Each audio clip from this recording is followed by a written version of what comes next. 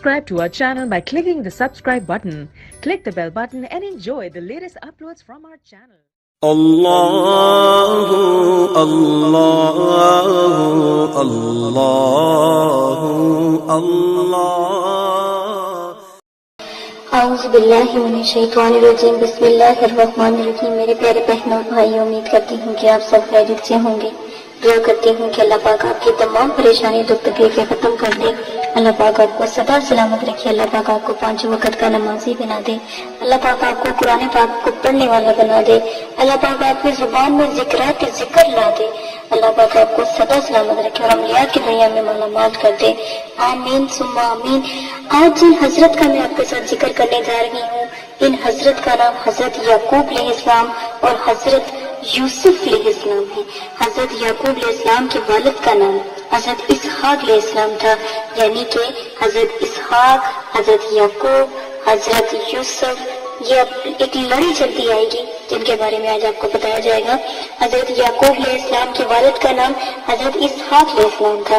حضرت اسحاق حضرت ابراہیم علیہ السلام کے بیٹے تھے، ٹھیک ہے۔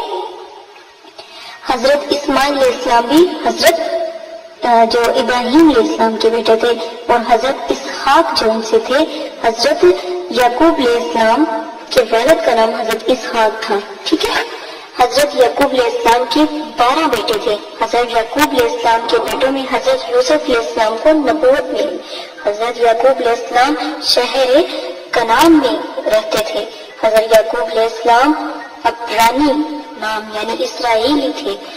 اسرائیل کے معنی عبداللہ، اللہ کا بندہ۔ جو اسرائیلی زبان ہے تو اسرائیلی زبان میں اسرائیل کے معنی ہے عبداللہ، اللہ کا بندہ۔ ایک روایت کے مطابق حضرت یعقوب علیہ السلام نے 147 سال کی عمر پائی۔ حضرت یعقوب علیہ السلام کی وفات پر اہل مصر 70 دن تک روئے۔ اہل مصر 70 دن تک روئے۔ جب حضرت یعقوب علیہ السلام حضرت یوسف علیہ السلام سے ملاقات کے لیے مصر کی طرف چلے تو حضرت یوسف علیہ السلام نے اپنے والد محترم کا استقبال 4000 خدام سے کیا۔ حضرت یعقوب علیہ السلام مصر میں 24 سال رہے۔ حضرت یوسف علیہ السلام کو اپنے بھائیوں کے ساتھ کنویں میں ڈالا۔ وہ کنعان سے 3 میل کے فاصلے پر تھا۔ یہ کنواں شداد سے کھدوایا تھا۔ کنویں کی گہرائی 70 گز تھی۔ حضرت یوسف علیہ السلام کنویں میں 3 دن تک رہے۔ حضرت یوسف علیہ السلام کو کنویں سے نکالنے والا شخص کا نام مالک بن دابر تھا۔ سب سے پہلے موت کی آرزو حضرت یوسف علیہ السلام نے کی۔ حضرت یوسف علیہ السلام کی 30 سال کی عمر میں حضرت یوسف علیہ السلام کو وزیر بنایا گیا۔ حضرت یوسف علیہ السلام نے 90 سال حکومت کی۔ حضرت یوسف علیہ السلام جبل میں 10 سال رہے۔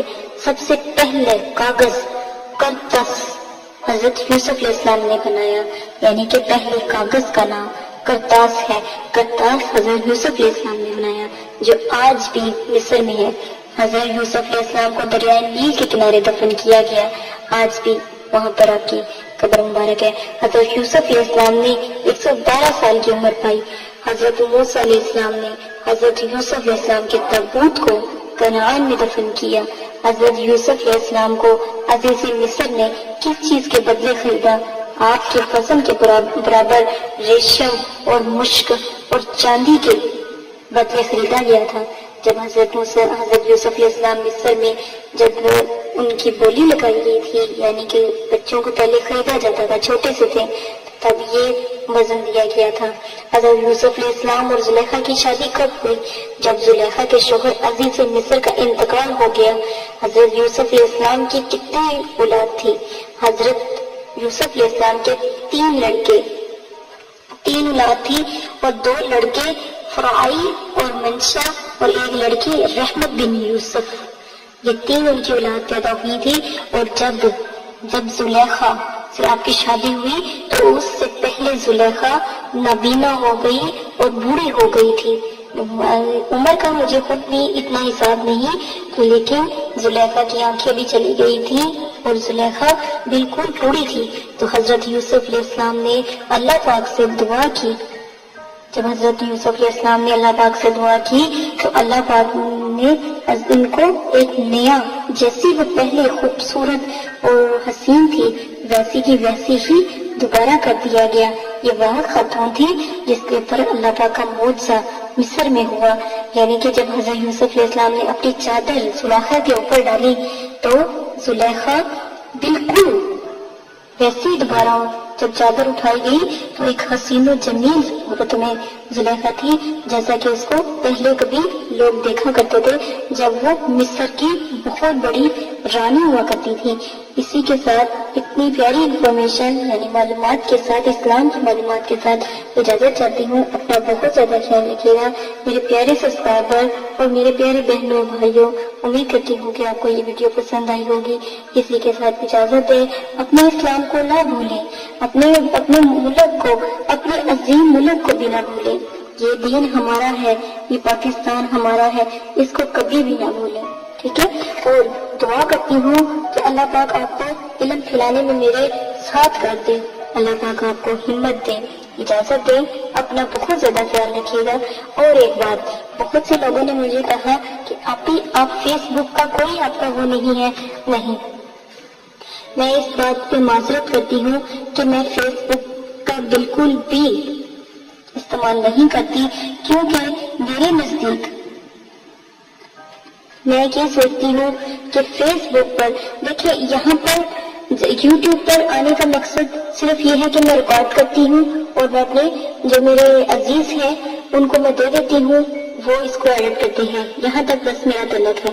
یقین مانے کوئی فیس بک یا کوئی میرا فیس بک پر اکاؤنٹ کبھی نہیں ہے، کیونکہ میرے نزدیک یہ چیزیں حرام ہیں۔